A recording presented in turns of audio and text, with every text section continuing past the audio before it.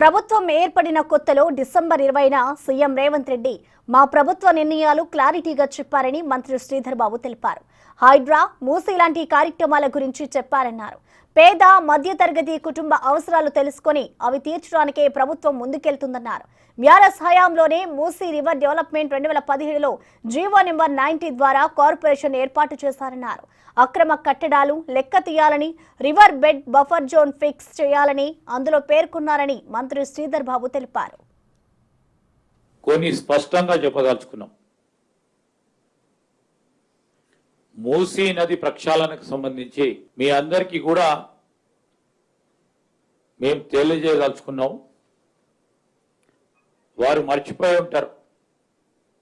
వారు తీసుకున్న అనేకమైన అధికారమైన నిర్ణయాలని మర్చిపోయి ఈరోజు ఇష్టారాజ్యంగా అడ్డగోలుగా మాట్లాడుతూ ఉన్నారు.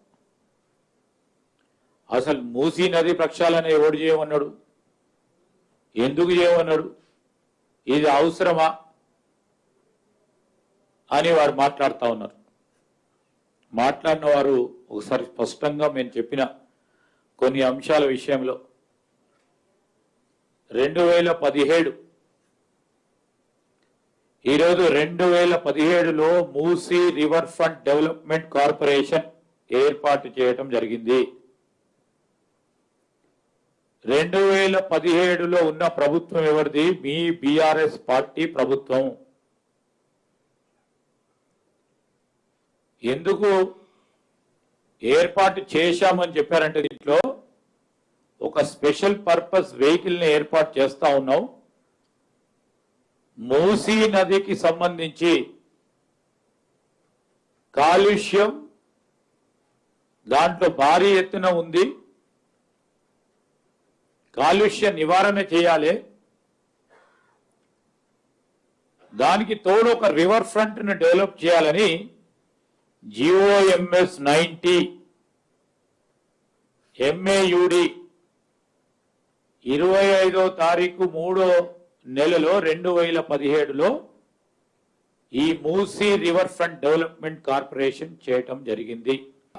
అప్పుడున్న గౌరవ మంత్రి గారు 2020 MAUDకి సంబంధించిన మున్సిపల్ అడ్మినిస్ట్రేషన్ సంబంధించిన మంత్రి గారు కేటీఆర్ గారు 2018 నుంచి 22 వరకు అనేక సందర్భాలు ఈ మూసీ నదికి సంబంధించిన ప్రక్షాళన విషయంలో మీటింగ్స్ ఏర్పాటు చేసుకున్నారు. ఆ మీటింగ్ కి సంబంధించిన అన్ని మినిట్స్ స్పష్టంగా ఈరోజు రికార్డులు ఉన్నాయి. అవన్నీ కూడా మీ అందరికీ కూడా ఇవ్వటం జరుగుతుంది. ఏం చేసినారు? అనేక ఈ మీటింగ్స్ ఏర్పాటు చేయడంలో వారు అటెండ్ అయిన 2020లో 27వ తారీఖు జూన్ మాసంలో 2020లో గౌరవ మంత్రి గారు ఆ రోజున్న కేటీఆర్ గారు ఏమేం చేయాలని ఆలోచన చేసినారు? డిమార్కేషన్ చేయాలి, బౌండరీ ఫిక్స్ చేయాలి, మూసీ నది పైన FTL బఫర్ జోన్ ఏందో కంప్లీట్ గా నిర్ధారణ చేయాలి,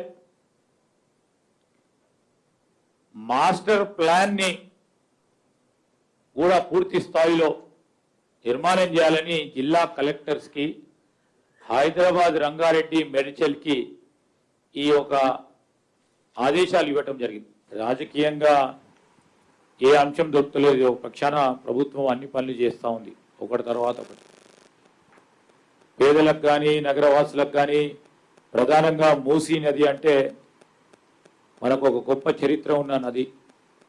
ఆ నదికి సంబంధించి రేపు పట్టణంలో 3 జిల్లాల్లో ఉమ్మడి జిల్లాలకు సంబంధించి ఆ రోజు ఇదే ప్రక్షాళన జరిగి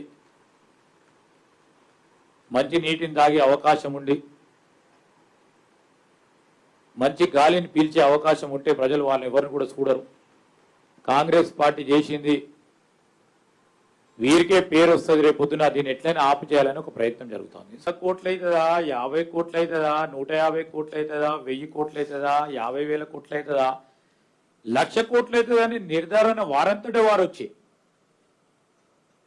వారంతటా వారు వచ్చి 1,50,000 కోట్లు అవుతాయి అని గ్లోబల్ ప్రచారం చేసేయడం తప్ప ఈరోజు ఒక కన్సల్టెన్సీని పిలిచి అసలు ఏం చేయాలా,